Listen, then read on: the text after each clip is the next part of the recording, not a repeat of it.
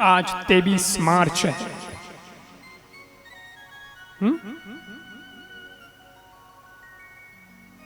आज का दिन विशेष है। क्यों? क्योंकि भगत सिंह, सुखदेव, राजगुरु हंसते हंसते मां भारती की सेवा में समर्पित हो गए, जिन्होंने अपनी जवानी को देश की सेवा में समर्पित कर दिया। उन्होंने कोई बहुत बड़ी जिंदगी थोड़ी जी थी, बहुत लंबी जिंदगी थोड़ी जी थी। पूरी जवानी आई ही नहीं थी, उससे पहले ही वो चले गए, लेकिन सार्थक काम कर गए। उन्हें पता था कि मुझे किस दिशा की ओर आगे बढ़ना है, कैसे चलना है।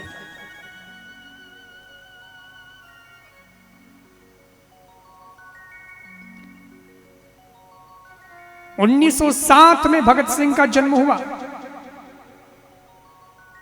आज वो गांव लायलपुर, वो तो पाकिस्तान में चला गया अब, लेकिन 1907 में उसका जन्म हुआ और 1919 में जलियांवाला बाग कांड हुआ, हत्याकांड। जनरल डायर ने गोलियां चलवाई थी। 12 साल के थे तब भगत सिंह, उन्होंने सुना, वो पैदल चल दिए, गए। मैं भी जाके आया हूं अमृतसर के अंदर, वो गुरुद्वारा बना हुआ है, उसके पीछे जलियांवाला बाग जहां हत्याकांड हुआ था वो स्थल है। वहां वो गए, उन्होंने सब देखा। ओहो हो, खून बिखरा पड़ा है। कई लोग तो कुएं में गिर गए थे, उसकी वजह से भी मृत्यु हो गई थी। कुछ लोग निकल नहीं पाए थे, गेट एक ही था। महसूस किया उन्होंने वो दर्द, और वहां से 12 साल के उस भागो वाले भगत सिंह ने उस मिट्टी को अपनी मुट्ठी में भर लिया, लेकर के आए बोतल में भर के अपने घर। बड़े उदास थे, बहुत खिन्न थे, कुछ बोलना चलना बंद कर दिया। बहन ने पूछा कि क्या बात है भगत, बोलता क्यों नहीं, क्या बात है? तब उसने वो मिट्टी बताई। बोले मेरा खून खोल रहा है और मैं संकल्प लेता हूं कि मैं अंग्रेजों को इस देश से भगा दूंगा।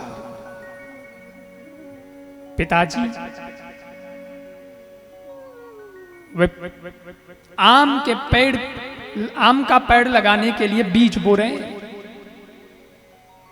भगत सिंह को कहा तू भी बो। भगत सिंह ने कहा ये क्या है? बोले बेटा आम लगेंगे, आम बोएंगे तो आम लगेंगे, और आम पकेंगे तो आम खाएंगे। मैं ये गुठली बो रहा हूं ताकि आम लगेंगे। बोले अच्छा, आम बोने से आम लगते हैं? बोले बिल्कुल लगते हैं। तो भगत सिंह ने कहा फिर रुको। वो गया, घर में गया, बंदूक लेकर के आया और बंदूक जमीन में बोने लगा। बोले क्या कर रहा है बेटा तो ये? तो बोले पिताजी अगर आम बोने से आम लगते हैं तो अभी देश को आम की जरूरत नहीं है, मैं बंदूक बो रहा हूं ताकि बंदूकें लगेगी और उन बंदूकों से मैं अंग्रेजों को भगा दूंगा। क्या जज्बा था उसमें। लेकिन ये संस्कार कहां से आए थे पता है? भगत सिंह की मां विद्यावती, उसका नाम, अपना दूध पिलाया था भगत सिंह को और संस्कार भी पिला दिए थे। और आपको पता होना चाहिए इतना सूरवीर था वो बालक। युवावस्था में पहुंच गया, फांसी की सजा का फरमान हो गया। 24 मार्च तारीख तय की गई। अंग्रेजों को डर लगा कि लोग इकट्ठे हो जाएंगे और कुछ दंगा हो सकता है, तो 24 मार्च को नहीं, एक दिन पहले ही 23 मार्च को उन्होंने फांसी देने का निर्णय ले लिया। तीनों को बुलाया गया, ये रोए नहीं, ये घबराए नहीं, ये हंसते हुए गए। और जब फांसी के फंदे पर पहुंचे, तख्त पर खड़ा किया इनको, वो हाथ बांधने लगा तो बोले कि हाथ बांधने की जरूरत नहीं है, हम कोई कायर नहीं है। फांसी के फंदे को भी चूमा मां ने कहा था बेटा तू युवा हो गया, शादी के योग्य हो गया है, बढ़िया सुंदर सी लड़की ढूंढ लेते हैं तेरे लिए, शादी कर देते हैं, दुल्हन ले आते हैं। उसने कहा कि मां मेरी शादी तो हो गई, रिश्ता तय हो गया है, दुल्हन मैंने देख ली है। बोले कौन है तेरी दुल्हन?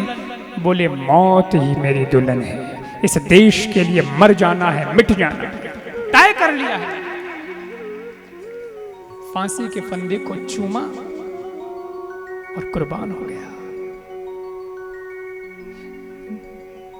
भगत सिंह की मां रोने लगी उस वक्त। उसके पास और सहेलियां खड़ी थी, वे कहती हैं कि तू रोती क्यों है, क्या बात है? इस वक्त तो रोना नहीं चाहिए, तू भगत सिंह की मां है, अगर तेरी आंखों में आंसू होंगे तो लोग क्या कहेंगे कि देखो देखो शहीद की मां होकर के रोती है, आंखों में आंसू लाती है। अच्छा नहीं, रोना बंद कर। शहीद की शहादत पर तो रो रही है, बेटे की शहादत पर रो रही है। विद्यावती ने कहा पगली तुझे मालूम ही नहीं है कि मैं क्यों रो रही हूं। मैं मेरे बेटे की शहादत पर नहीं रो रही हूं, मैं तो मेरी कौख पे रो रही हूं कि काश विधाता ने मुझे एक भगत सिंह और दिया होता तो मैं उसे भी मां भारती के चरणों में हंसते हंसते समर्पित कर देती। मुझे एक ही बेटा दिया भगत सिंह। ये थी मां भगत सिंह की, जिस भगत सिंह की आज पुण्यतिथि है। शहीद हो गया वो आज के दिन। सुखदेव राजगुरु भी हंसते हंसते फांसी के फंदे पर झूल गए।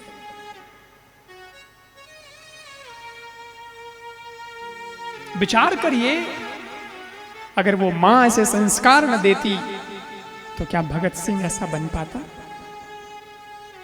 मैं निवेदन करना चाहता हूं माताओं को भी कि अपने बच्चों को आज भी ऐसे संस्कार दीजिए।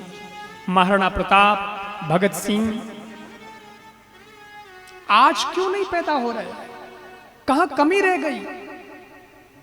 आज सुनाया भी नहीं जा रहा, आज ऐसी बातें कहानियां सुन भी नहीं रही, जबकि आज ही सबसे ज्यादा आवश्यकता है।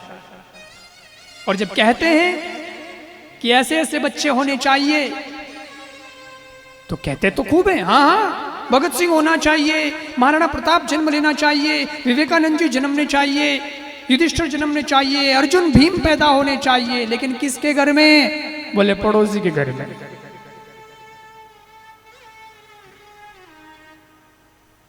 क्यों? अगर हर कोई ऐसा ही सोचेगा तो फिर देश में महाराणा प्रताप कैसे पैदा होंगे, फिर भीम कैसे पैदा होगा, फिर देश की संस्कृति को कौन बचाएगा? विचार करिए। विदेश के लोग जब हमारे देशभक्तों की कहानियों को पढ़ते हैं ना, रोंगटे खड़े होते हैं उनके, क्योंकि उनके देश में ऐसे देशभक्त नहीं। ऐसी ऐसी घटनाएं हमारे देश में घटी, ऐसे ऐसे हमारे पूर्वज थे, ये हमारे बच्चों को बताना जरूरी है।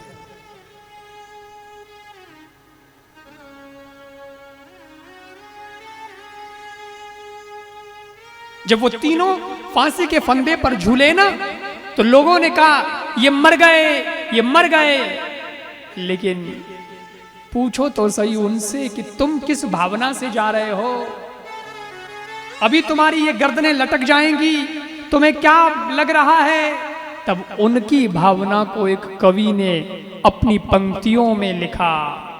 उन्होंने कहा, तीनों ने, भगत सिंह, सुखदेव, राजगुरु ने, सांस का हर सुमन है वतन के लिए, सांस का हर सुमन है वतन के लिए, जिंदगी ही हवन हो वतन के लिए।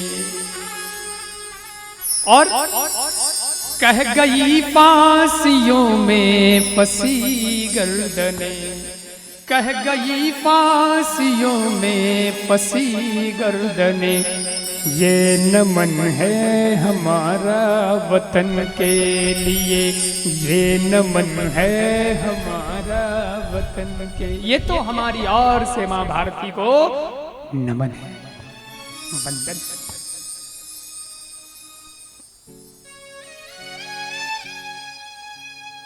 मैं समझता हूं आज देश के लिए ऐसी स्थिति तो नहीं है कि आप सर कटाएं या फांसी पर चढ़ जाएं। नहीं नहीं, आज ऐसी जरूरत नहीं है।